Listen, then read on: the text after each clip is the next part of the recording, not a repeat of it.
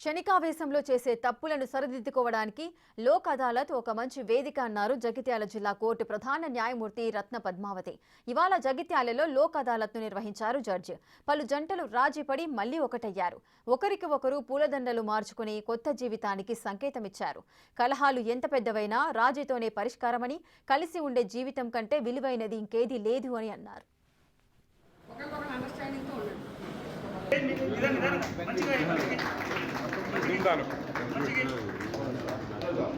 Married life from today onwards, new life start your new life from today onwards.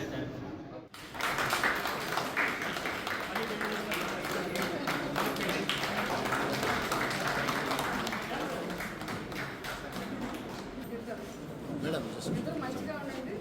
Happy marriage continue చేసేది అది మనసులో పెట్టుకుని ఇద్దరు ఉండండి. ఒకరికొకరు అండర్స్టాండింగ్తో ఉండండి.